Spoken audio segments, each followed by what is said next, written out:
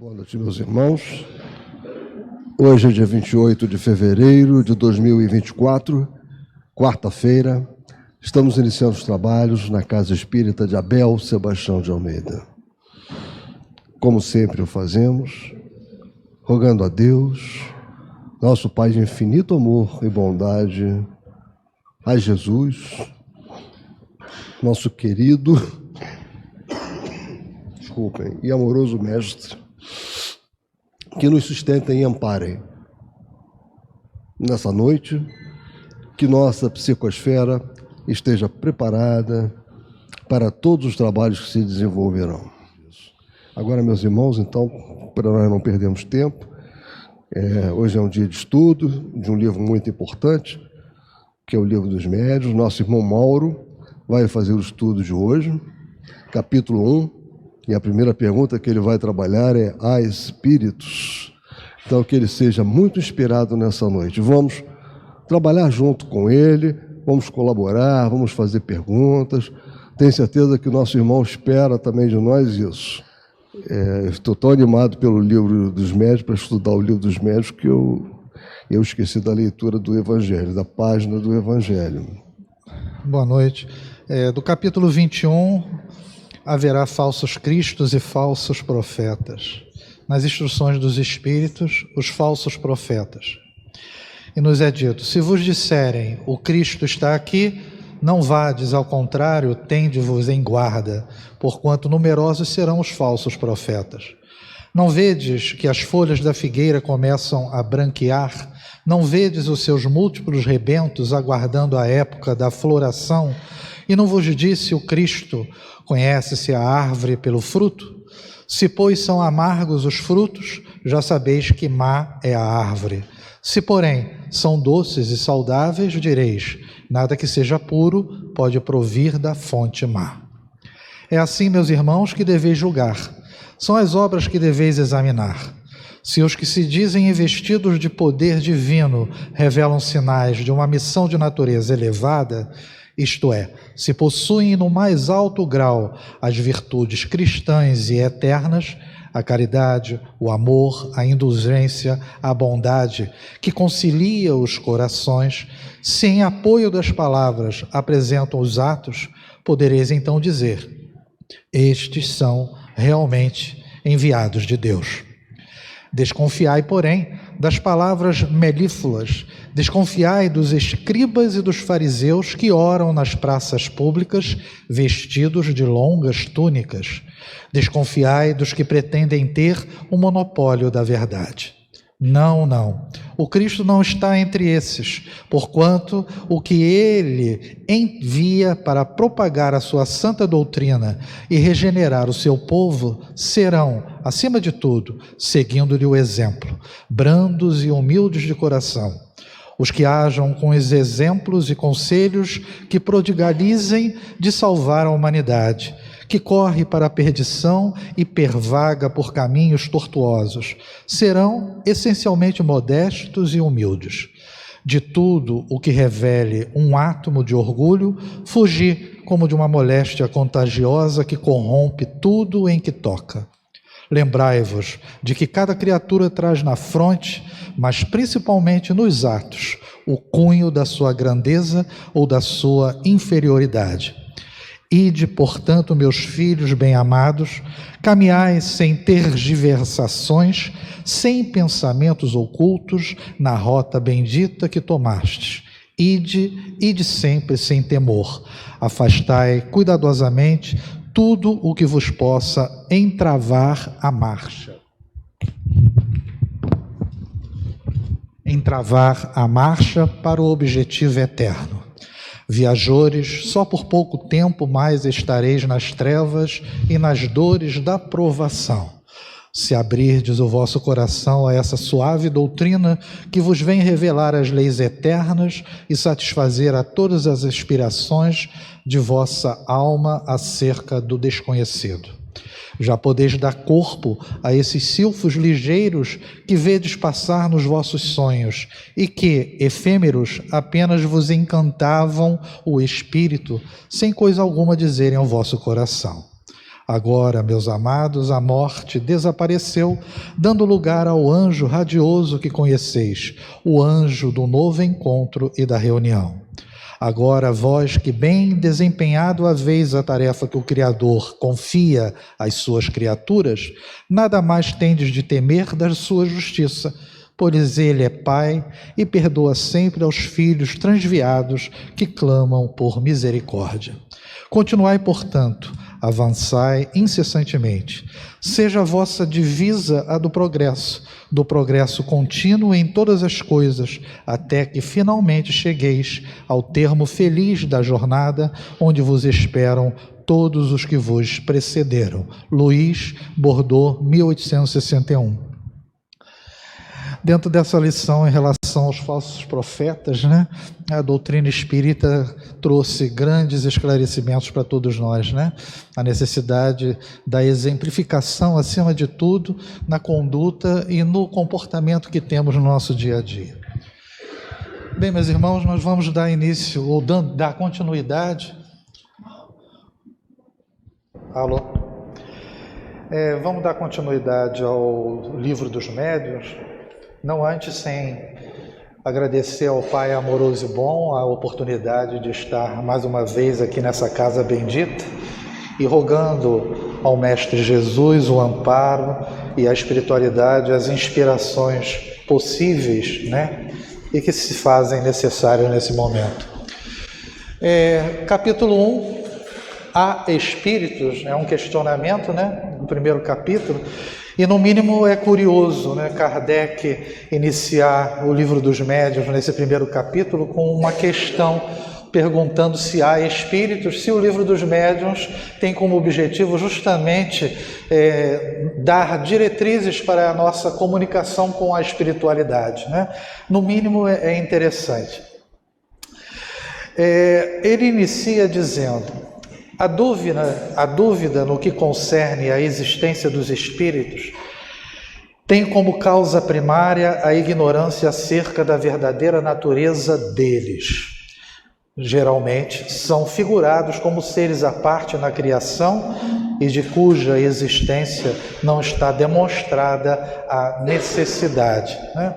É interessante porque aqui ele coloca três pontos, com relação à natureza, que muitas vezes, durante ao longo da trajetória da humanidade, os espíritos sempre se fizeram presentes, mas nunca se teve uma ideia muito acertada ou correta a respeito do que realmente eles são em termos da sua natureza, ou pelo menos sempre se teve uma ideia fantasiosa, em relação a eles.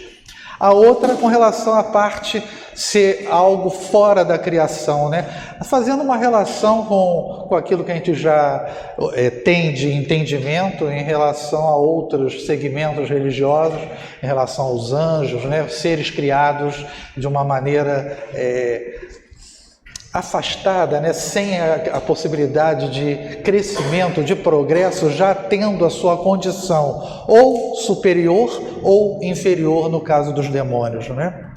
E será que não há necessidade de ser demonstrado a existência deles? O porquê isso tudo ocorreu ao longo da trajetória? A gente vai buscar no Livro dos Espíritos, na origem e natureza deles, que Kardec pergunta, é certo dizer que os espíritos são imateriais? Talvez essa ideia de que os espíritos sempre trouxeram, com relação à imaterialidade, o espírito pode ser uma chama, pode ser algo que simplesmente atravessa a matéria, a parede, Então há uma deturpação e um aproveitamento, muitas vezes, pelo cinema, pelas histórias, pela literatura, dando uma visão muito fantasiosa e maravilhosa do que são os espíritos, Não à toa, Kardec, no próximo capítulo, vai falar sobre o maravilhoso e sobre o sobrenatural, tentando mostrar que a espiritualidade, o espírito, nós, fazemos parte da natureza. E é isso que ele busca desmistificar nesse início do livro, que O espírito é uma força da natureza, faz parte dela e é predominante a sua ação sobre tudo, sobre a natureza propriamente dita e sobre a matéria como um todo. Nessa questão, os espíritos responderam: como podemos definir uma coisa quando não dispomos dos termos de comparação e usamos uma linguagem insuficiente? Essa dificuldade de linguagem a gente vê no Livro dos Espíritos o tempo todo comentando, né, como definir algo que para nosso entendimento, o nosso vocabulário, a nossa língua limita, né?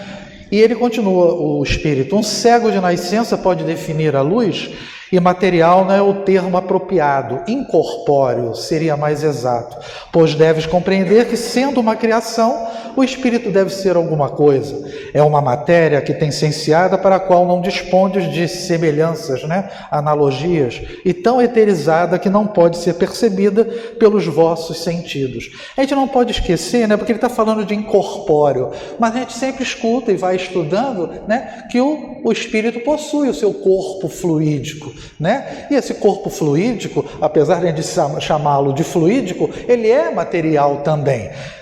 Naturalmente, Kardec, naquela ocasião, colocou o perispírito como sendo um elemento semimaterial. Mas essa situação aqui demonstra que, por ser imaterial, trouxe talvez algumas visões equivocadas do que eles realmente são. Outro tema no Livro dos Espíritos, forma e ubilidade dos espíritos, que na questão 88 nos é colocado: os espíritos têm forma determinada, limitada e constante? Para vós não, para nós sim. O espírito é, se quiserdes, uma chama, um clarão ou uma centelha etérea. Então, essa maneira, como muitas vezes se apresentou os espíritos ao longo da trajetória nossa, da humanidade, né? Também não podemos esquecer o interesse também de não se aprofundar nesse tipo de assunto, né? A gente lembra que as religiões predominantes antigamente não tinham uma intenção de colocar isso à flor da pele para que fosse melhor explicado e entendido, né? Mas a doutrina trouxe de maneira muito clara, né, essas explicações, né? E aí, continuando, fala assim, muitas pessoas, mais ou menos como as que só conhecem a história pelos romances, apenas os conhecem através dos contos fantásticos com que foram acalentadas em criança. Então é aquilo que eu comentei, essa visão dos espíritos, dos fantasmas, elas foram sempre, né, muito chamativas, ou no sentido brincalhão da coisa, né? Ou então também no sentido de assombrar, né? As casas mal assombradas são temas até hoje do cinema e dão muita bilheteria, né? Mas o pior não é só ter essa visão, não. É que, sem indagarem se tais contos despojados dos acessórios ridículos encerram algum fundo de verdade, essas pessoas unicamente se impressionam com o lado absurdo que eles revelam, sem se darem ao trabalho de tirar a casca amarga para achar a amêndoa. Quer dizer, tirar aquilo que é exteriorizado, que é falso, que é maravilhoso, que é colocado de uma maneira não adequada, para ver o que é de real e de profundo naquilo que está sendo mostrado. Coisa que Kardec conseguiu perceber nos fenômenos das mesas girantes, né? Rejeitam o todo, como fazem relativamente à religião os que, chocados por certos abusos, tudo englobam numa só condenação. A gente não pode tapar os olhos, né, com relação ao que muito foi feito naquela ocasião, no sentido de burlar as manifestações, né? Sempre houve isso daí. Mas o fato de você observar algo e perceber que há um exagero naquilo e colocar tudo como sendo daquela mesma forma, há uma grande diferença. Então, o problema de ser ter essa visão fantasmagórica, maravilhosa do que os espíritos sempre se apresentaram ou como sempre foram vistos, né, fizeram com que as pessoas ou alguns grupos se fixassem naquilo que era absurdo, não correndo atrás para entender e conhecer aquilo que era mais importante, o fundamento. Quer falar alguém? Não? Seja qual for a ideia que dos espíritos se faça, quer dizer, errada ou não a ideia, né? A crença neles necessariamente se funda na existência de um princípio inteligente fora da matéria. Então, o que Kardec percebeu? Uma mesa, matéria, ela não vai ter inteligência para responder de maneira acertada as respostas como foi feito naquela ocasião. Então, Kardec percebe que por trás daquele fenômeno físico existia um ser inteligente participando e agindo sobre a matéria para poder responder de maneira acertada alguma delas, né? Essa crença é incompatível com a negação absoluta deste princípio. Quer dizer, é negação em relação ao quê? Ao materialismo, né? O materialismo não aceita o fato de que haja algo fora da matéria. Então, uma inteligência agindo sobre a matéria, né, estando fora dela, por consequência, é completamente fora de situação de entendimento dos materialistas em relação a isso. Tomamos, consequentemente, por ponto de partida a existência e sobrevivência e a individualidade da alma, existência, sobrevivência e individualidade, que tem no espiritualismo a sua demonstração teórica e dogmática, né? Toda doutrina espiritualista é aquela que acredita o quê? Na existência de algo fora da matéria, ou seja, a sobrevivência da alma após a perda ou a morte do corpo físico. E no espiritismo, a sua demonstração positiva. Por que demonstração? Porque trouxe, através dos fenômenos, das manifestações, algo visualmente falando que comprovava exatamente o quê? Essa sobrevivência da alma após a morte. Mas Kardec quer tirar isso de situação. E ele diz, olha, fora isso, por um momento das manifestações propriamente ditas e raciocinando por indução, vejamos a que consequências chegaremos. Ele não quer raciocinar com o fato do quê? Das manifestações. Esqueçam isso temporariamente. Desde que se admite a existência da alma e sua... Ah, sim. Já que você vai passar do item 1 para o 2 agora, né? É que aparentemente parece que haveria não seria tão necessário Kardec começar falando sobre os espíritos, né? Uma vez que o Livro dos Espíritos, sobejamente, falou sobre o espírito, né? Sim. E ele aqui, de novo, bota lá, há espíritos, né? Mas é que, metodologicamente, é muito importante, porque se esse livro é o livro dos médiuns e dos evocadores, ele está falando de mediunidade, que é a nossa relação com as entidades espirituais. Então é importante, o espírito é peça fundamental na própria essência deste livro aqui. Começar a falar do espírito é a primeira coisa. É o essencial para poder ter uma ideia, né? Ele vai trabalhar exatamente isso daí. Ele vai trabalhar essa ideia do que seja o espírito e o porquê da participação dele, né, nos fenômenos. Por isso que ele vai chegar um pouquinho mais à frente e falar do perispírito também.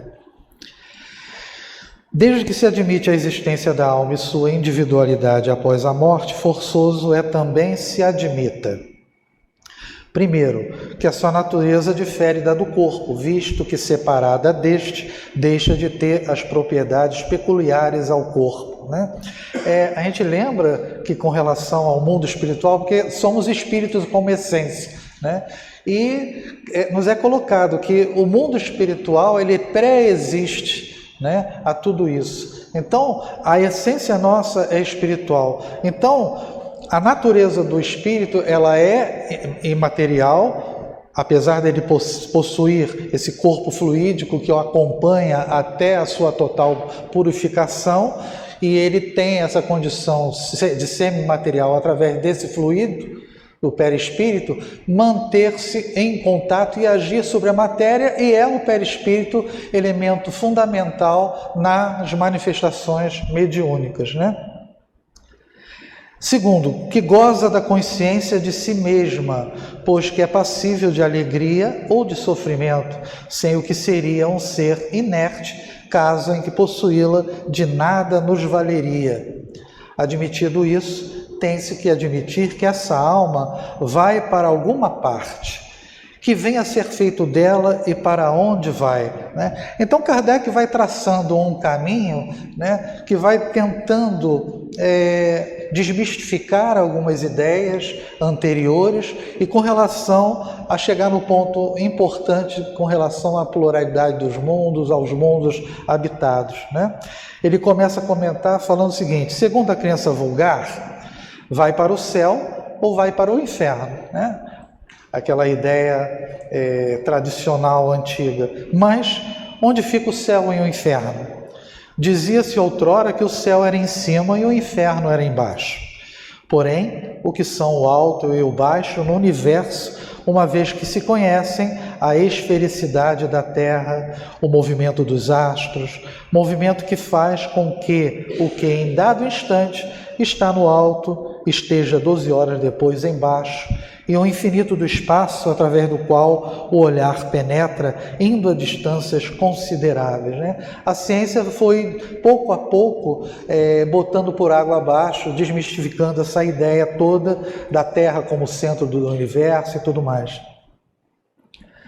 Verdade é que por lugares inferiores também se designam as profundezas da Terra, mas que vêm a ser essas profundezas desde que a geologia as esquadrinhou, que ficaram sendo igualmente as esferas concêntricas chamadas céu de fogo, céu das estrelas, desde que se verificou que a Terra não é o centro dos mundos, que mesmo o nosso Sol não é único, que milhões de sóis brilham no espaço, constituindo cada um o centro de um turbilhão planetário.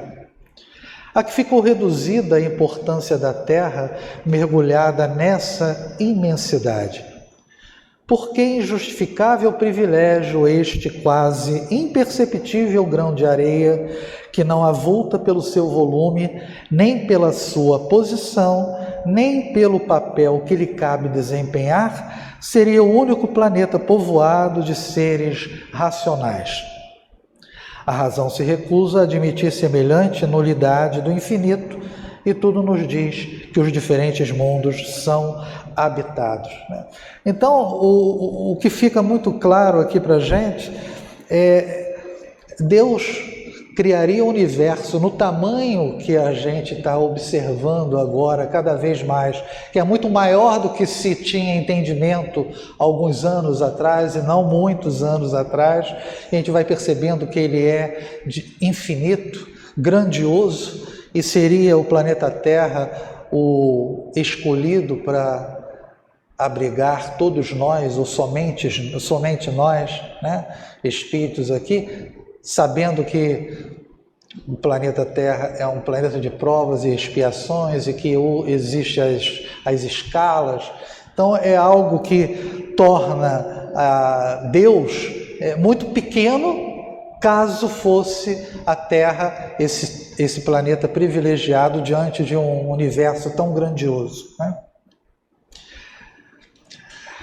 Apenas para curiosidade, inclusive para poder fazer uma leitura, na Revista Espírita de 1865, em março, na verdade, tem um artigo de Kardec, onde ele diz: onde é o céu? Eu só botei um trechinho, é só para aguçar a curiosidade, para que possam depois procurar essa revista na internet e fazer uma leitura. Os antigos acreditavam na existência de vários céus superpostos, compostos de matéria sólida e transparente, formando esferas concêntricas das quais a Terra era o centro. Girando em torno da Terra, essas esferas arrastavam consigo os astros que se achavam em seu circuito.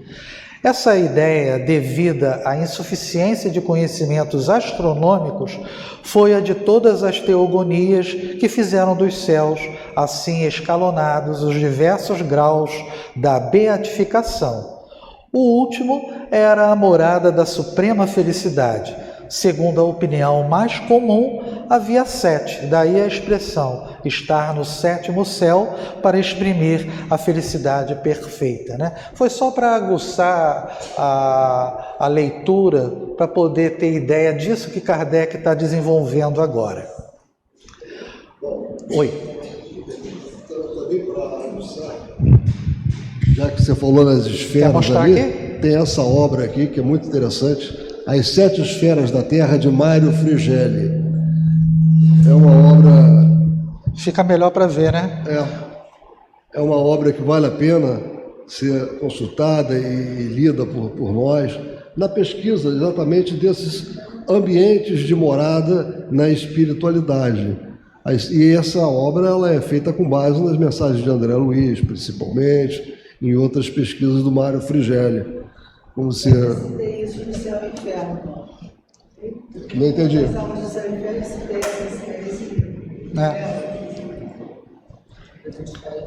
As 7 Esferas da Terra? Então, coincidência, botei algo que tinha a ver. Também, né? É que eu estou aproveitando, porque ali você botou esse link aí, né? Que, curiosamente, ele falava lá daquelas 7 etapas da beatificação. Ora, se são povoados, também fornecem seus contingentes para o mundo das almas. Porém, ainda uma vez, que terá sido feito dessas almas depois que a astronomia e a geologia destruíram as moradas que se lhes destinavam, e, sobretudo, depois que a teoria tão racional da pluralidade dos mundos as multiplicou ao infinito. Não podendo a doutrina da localização das almas harmonizar-se com os dados da ciência, outra doutrina mais lógica lhes assina por domínio, não o lugar determinado e circunscrito, mas o espaço universal. Formam elas um mundo invisível em o qual vivemos imersos, que nos cerca e acotovela incessantemente. Haverá nisso alguma impossibilidade, alguma coisa que repugne a razão? De modo nenhum. Tudo ao contrário nos afirma que não pode ser de outra maneira.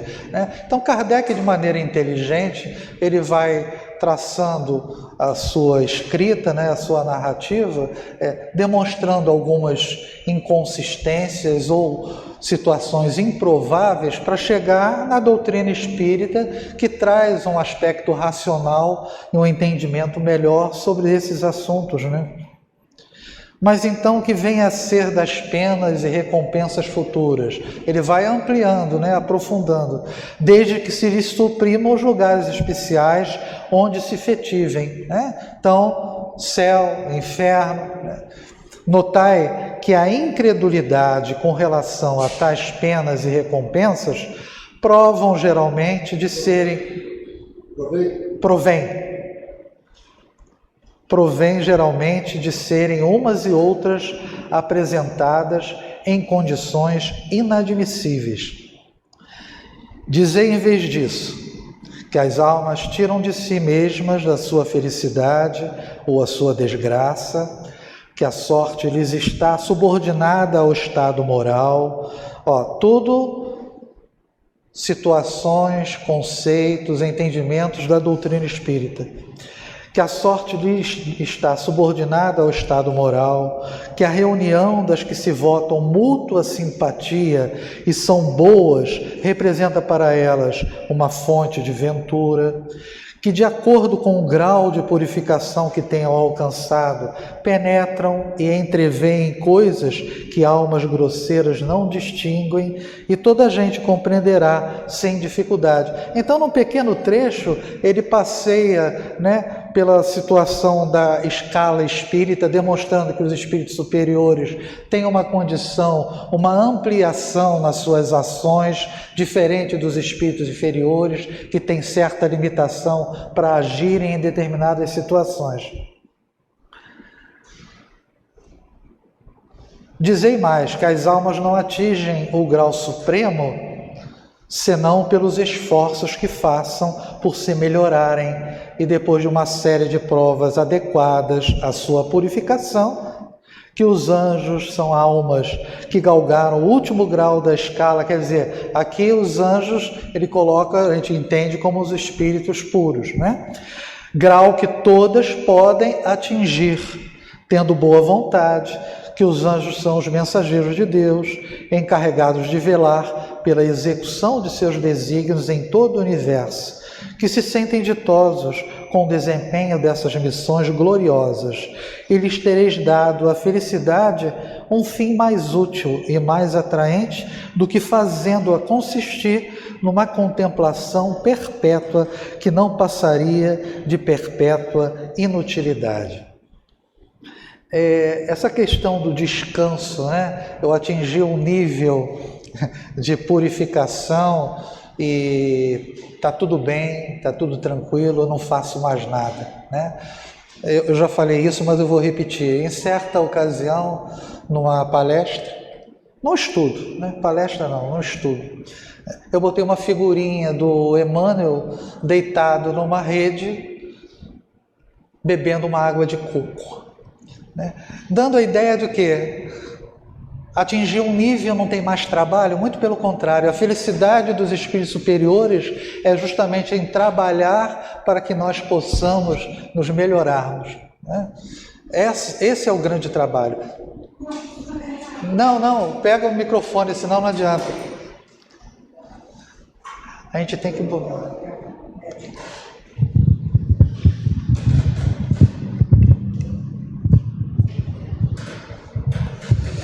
Essa questão, Mauro, ela vai se coadunar exatamente com aquela questão das outras religiões que colocam os espíritos como anjos, né? Então ficava na abóbada celeste, eles lá pregadinhos, né? E escutando, tocando harpa, fazendo um monte de gracinhas que não tem nada a ver com aquilo que a doutrina espírita nos diz, não é? Então, esses anjos são exatamente esses aí, mas são os espíritos puros, como nos diz a doutrina espírita, os ministros de Deus que recebem de Deus diretamente as ordens para agir nas suas designações, né? Só muda o nome, a nomenclatura, mas o sentido que se dá é diferente, né? Não à toa a doutrina espírita ela traz uma responsabilidade para todos nós, né? Porque é complicado. E essa questão agora, desculpa, quando ele estava ali de provas adequadas à sua purificação, ele está falando exatamente das reencarnações, né? Sim. Então a gente vai...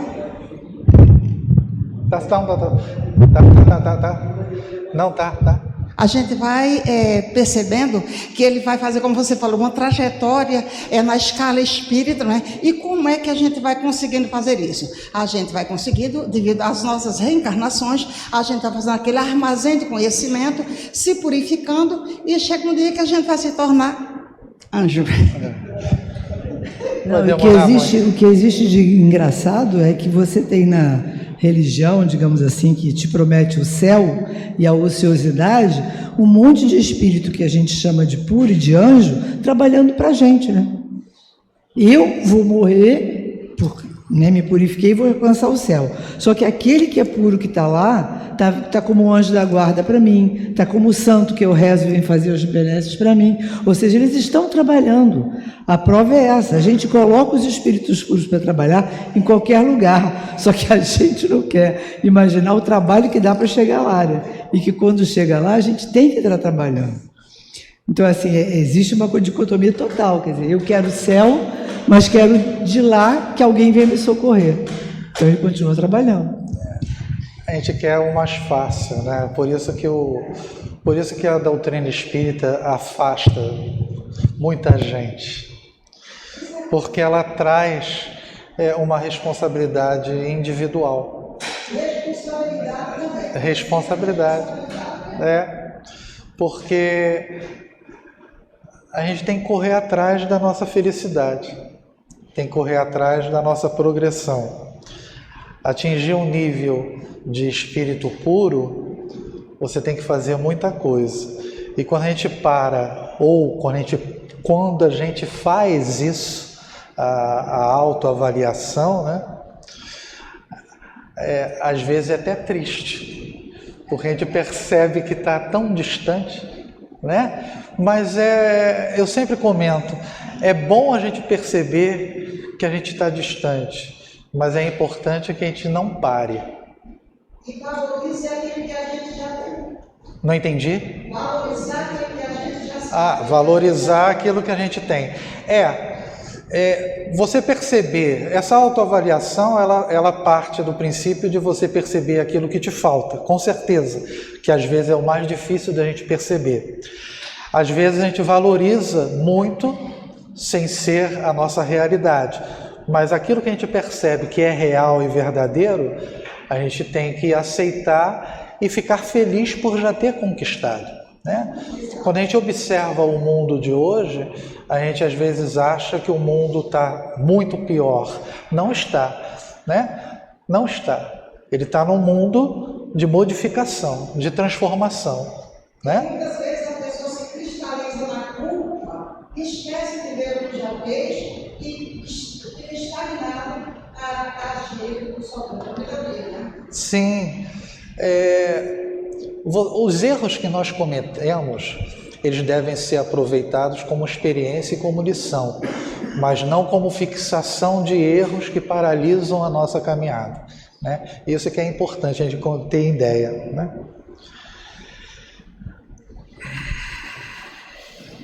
Já falei esse slide. Dizei finalmente que os demônios são simplesmente as almas dos maus, ainda não purificadas, mas que podem, como as outras, ascender ao mais alto cume da perfeição, e isto parecerá mais conforme a justiça e a bondade de Deus do que a doutrina que os dá como criados para o mal e ao mal destinados eternamente, né? Deus é bom, amoroso e é justo, né? Criar um ser, um espírito, para permanentemente estar numa condição inferior, isso não é bondade nem é justiça. Então não seria Deus, né? Então o Deus que acreditamos, ele é perfeito, né? Ele é justo, ele é bom, e aí se ele cria, ele nos dá as ferramentas para que a gente consiga, pelo nosso próprio esforço, progredir. São as reencarnações. O problema é que às vezes a gente tem um esforço muito pequeno e aí demora mais, né? Ainda uma vez, aí tendes o que a mais severa razão, a mais rigorosa lógica, o bom senso, em suma, pode admitir. Ora, essas almas que povoam o espaço são precisamente o que se chama espíritos. Assim, pois, os espíritos não são senão as almas dos homens, despojadas do invólucro corpóreo. Mais hipotética lhe seria a existência se fossem seres à parte da criação, né? Se, porém, se admitir que há almas, necessário também será se admita que os espíritos são simplesmente as almas e nada mais. Se admite que as almas estão por toda parte, ter-se-á que admitir do mesmo modo que os espíritos estão por toda parte, né? Ele está brincando apenas com as palavras. Possível, portanto, não fora negar a existência dos espíritos sem negar a das almas, né? Então a gente tem que ter ideia, né? E a doutrina fala o tempo todo, a espiritualidade está ao nosso lado aqui o tempo todo, né? O estudo, o palestrante, ele não faz nunca uma palestra num recinto vazio. Essa é a vantagem nossa. Pode ter uma pessoa aqui, encarnada e cheia de espíritos. Então, por isso que é importante a gente não menosprezar o trabalho que nos é dado, independente da quantidade de pessoas que você está desenvolvendo. Não importa que tenha uma só. É uma só encarnada. Conhecimento e respeito, né? E aí você está passando ensinamento, não é só para o encarnado, é para o espírito como um todo. para os espíritos que estão aqui presentes, que com certeza estão ouvindo o que eu estou falando, estão ouvindo os mentores espirituais que também estão os orientando. E normalmente a espiritualidade sabe que a aula organizada é considerada pela Comissão de Abel Sebastião de Almeida, e eles trazem esses espíritos. Ninguém de casa está ouvindo o que ela fala, as pessoas e 10 pessoas acompanhando, ninguém está ouvindo o que ela está falando. Então,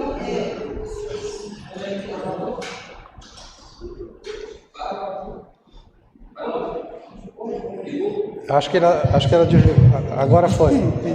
Foi. Agora, então, Mauro, essas aulas, quer dizer, a palestra, tudo que acontece, todo estudo que acontece na casa espírita, né? A espiritualidade, ela vai observando esses estudos, observando o programa, e através da comissão de Abel Sebastião de Almeida, ou do mentor de cada casa, eles vão permitindo que aqueles espíritos venham aqui para beber esses conhecimentos e levar para aqueles que são responsáveis por sua educação. Ou quando aqueles já são permitidos pela comissão do trabalho da casa, eles vêm para assistir essas aulas. É tanto que muitos deles que a gente vai trabalhar hoje na mesa mediúnica, eles dizem, olha, eu escutei aquilo ali, eu não entendia como é que era, mas agora eu já estou sabendo alguma coisa dessa história. Então, isso é estudo e responsabilidade. A gente não estuda para a gente só, não é? Claro que como não. você já falou aí, né? Então, é isso. O item 3, ele continua: isto não passa, é certo, de uma teoria mais racional do que a outra, porém, já é muito que seja uma teoria que nem a razão, nem a ciência repelem. Acresce que se os fatos a corroboram, tem ela por si a sanção do raciocínio e da experiência. Esses fatos se nos deparam no fenômeno, agora sim ele vai tocar nas manifestações espíritas, que assim constituem a prova patente da existência e da sobrevivência da alma. Muitas pessoas há, entretanto, cuja crença não vai além desse ponto, né? Só das manifestações, que admitem a existência das almas e, consequentemente, a dos espíritos, mas que negam a possibilidade de nos comunicarmos com eles. Pela razão, dizem, de que seres imateriais não podem atuar sobre a matéria. É ao contrário, né? Eles agem o tempo todo. Esta dúvida assenta na ignorância da verdadeira natureza dos espíritos, Kardec repete isso, dos quais em geral fazem ideia muito falsa, supondo-os erradamente seres abstratos, vagos, indefinidos, o que não é real. É aquele slide que eu botei sobre a forma, né, dos espíritos, né? Figuremos primeiramente o espírito em união com o corpo. Ele é o ser principal, pois que é o ser que pensa e sobrevive. O corpo não passa de um acessório seu, de um invólucro, uma veste, que ele deixa quando usada.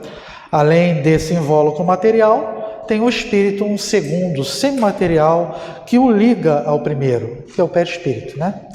Por ocasião da morte, despoja-se deste, porém não do outro, a que damos o nome de perispírito. Esse invólucro semimaterial, que tem a forma humana, constitui para o espírito um corpo fluídico, vaporoso, mas que pelo fato de nos ser invisível no seu estado normal, não deixa de ter algumas das propriedades da matéria. O espírito não é, pois, um ponto, uma abstração. É um ser limitado e circunscrito, ao qual só falta ser visível e palpável para se assemelhar aos seres humanos. Por que então não haveria de atuar sobre a matéria? Por ser fluídico o seu corpo? Mas onde encontra o homem os seus mais possantes motores, senão entre os mais rarificados fluidos, mesmo entre os que se consideram imponderáveis, como, por exemplo, a eletricidade? Não é exato que a luz imponderável exerce ação química sobre a matéria ponderável? Então, o perispírito tem as suas propriedades em dado momento, por ação da vontade e por uma combinação com o fluido do médium, né? O espírito se torna tangível ou visível, né? Você pode tocá-lo ou visualizá-lo. Então, o perispírito é o elemento importantíssimo, fundamental nesses fenômenos todos que a gente observa, do mais simples ao mais difícil, né, ou complicado. Não conhecemos a natureza íntima do perispírito, suponhamo-lo, todavia, formado de matéria elétrica ou de outra tão sutil quanto esta. Porque, quando dirigido por uma vontade, não teria propriedade idêntica à daquela matéria. Quer dizer, o espírito emite a sua vontade, entra em conjunção com o médium e se manifesta, se mostra, fala ou se deixa ouvir pelo auditório todo nos fenômenos físicos, né? No item 4 ele começa: a existência da alma e a de Deus, consequência uma da outra, constituindo a base de todo o edifício. Antes de travarmos qualquer discussão espírita, importa indaguemos se o nosso interlocutor admite essa base. Se a outra pessoa acredita no seguinte: credes em Deus? Credes que tendes uma alma? Credes na sobrevivência da alma após a morte? Responder negativamente, ou mesmo se disser simplesmente não sei, desejara que assim fosse, mas não tenho a certeza disso, o que quase sempre é falta de coragem para dizer que não acredita, tá? Quase sempre equivale a uma negação polida, disfarçada sobre uma forma menos categórica, para não chocar bruscamente o que ele chama preconceitos respeitáveis. Tão inútil seria ir além, como querer demonstrar as propriedades da luz a um cego que não admite a existência da luz, né? Kardec, ele comenta em muitas ocasiões que com aquele que já tem uma ideia preconcebida, negando até mesmo aquilo que ele vê, não perca muito tempo. Preocupe-se com aquele que já aceita alguma coisa. E aí, com o convencimento racional, aquilo vai se tornando mais o que? Forte dentro da pessoa, e a pessoa vai tendo um entendimento melhor, né? Porque, em suma, as manifestações espíritas não são mais do que efeitos das propriedades da alma. Com semelhante interlocutor, se não quiser perder tempo, ter-se-á que seguir muita diversa ordem de ideias, né? Eu não me lembro direito se é no Métodos ou no Sistema, que ele comenta que no convencimento procure falar não diretamente em relação aos espíritos, mas fale em relação à imortalidade da alma, alguma coisa assim, né?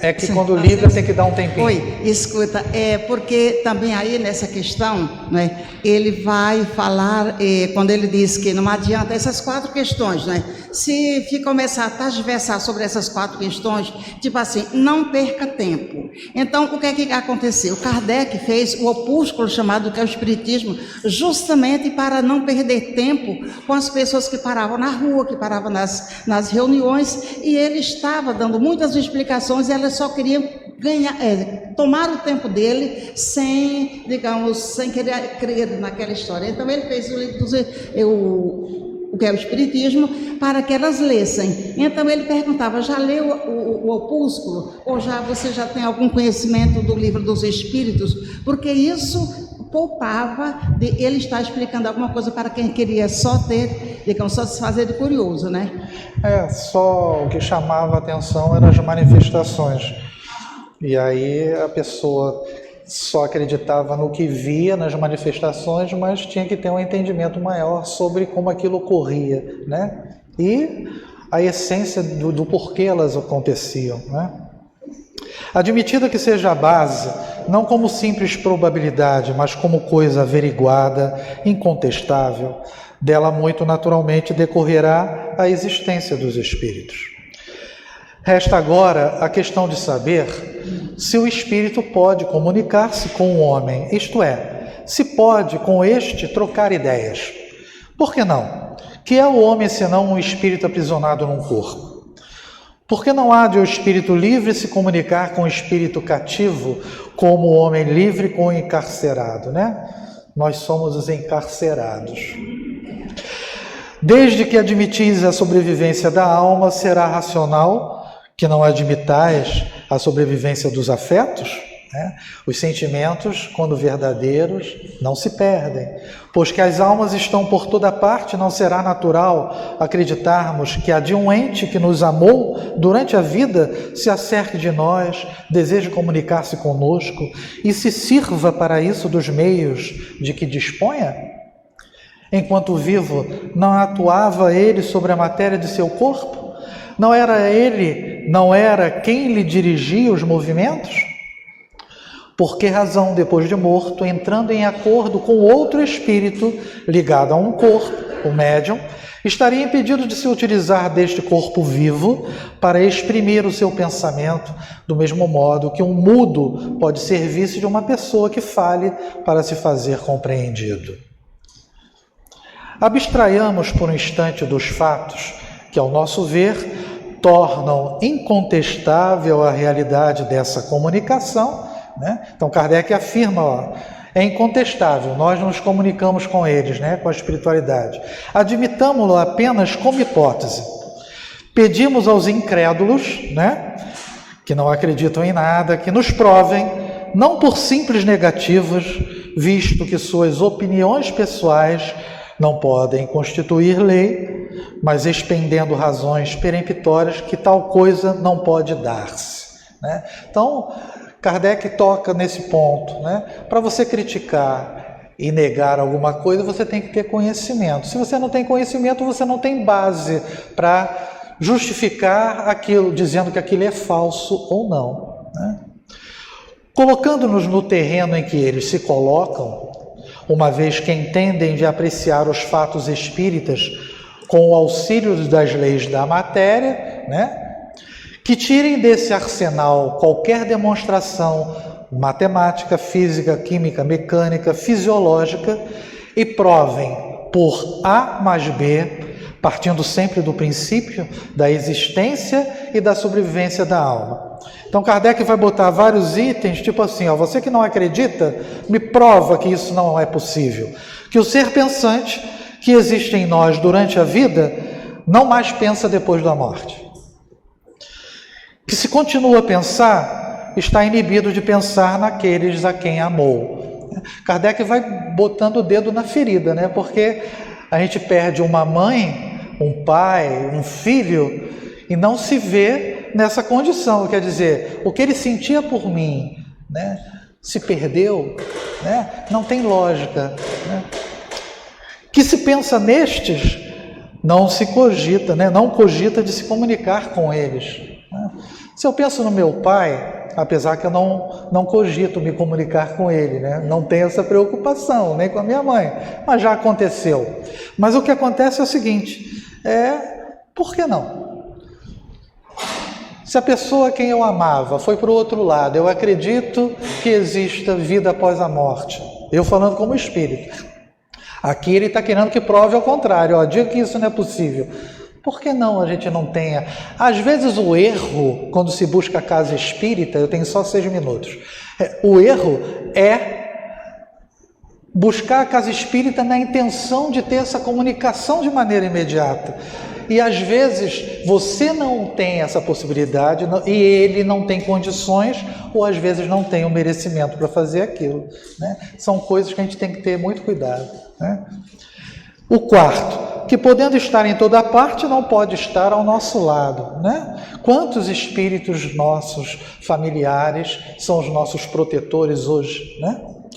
Que podendo estar ao nosso lado não pode comunicar-se conosco, que não pode por meio do seu envoltório fluídico atuar sobre a matéria inerte, que sendo-lhe possível atuar sobre a matéria inerte, não pode atuar sobre um ser animado. O que ele está querendo dizer? Se o espírito pode atuar sobre a mesa e fazê-la levantar, por que ele não pode atuar no Mauro e fazer o Mauro se expressar ou expressar o seu pensamento? É o médium. Que podendo fazê-lo escrever, não lhe pode responder às perguntas, nem lhe transmitir seus pensamentos. Aí ele vai encerrar, né? Quando os adversários do Espiritismo nos provarem que isto é impossível, aduzindo razões tão patentes quais as com que Galileu demonstrou que o Sol não é que gira em torno da Terra, então poderemos considerar-lhes fundadas as dúvidas. Infelizmente, até hoje, toda a argumentação a que recorrem se resume nestas palavras. Aqueles que não acreditam, não creio, logo isto é impossível. Dir-nos-ão com certeza que nos cabe a nós provar a realidade das manifestações. Ora, nós lhes damos pelos fatos e pelo raciocínio a prova de que elas são reais. Mas, se não admitem nenhuma, nem outra coisa, se chegam mesmo a negar o que veem, né, que eu comentei até anteriormente, toca-lhes a eles provar que o nosso raciocínio é falso e que os fatos são impossíveis. Então, Kardec é muito inteligente, ele não agride. Ele apenas coloca o seguinte, ó, você não acredita? Me prova. Não precisa se degladiar, né? Verbalmente, inclusive, é um cuidado que a gente tem que ter quando conversar com os outros sobre doutrina espírita, né? Não precisa. Às vezes você não vai conseguir convencer. E às vezes não é o momento da pessoa ser convencida, né? Bem, meus irmãos, nós encerramos o estudo da noite de hoje. Não, microfone.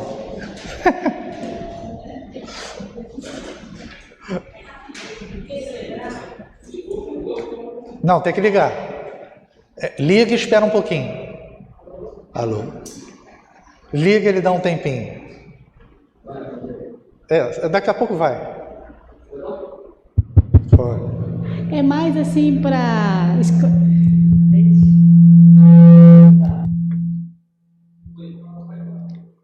É mais assim uma sugestão nessa última parte que você falou do esclarecimento, né? Eu me lembrei do Dr. Bezerra dando a resposta ao materialista. É muito bom, é um trechinho curto que vale a pena.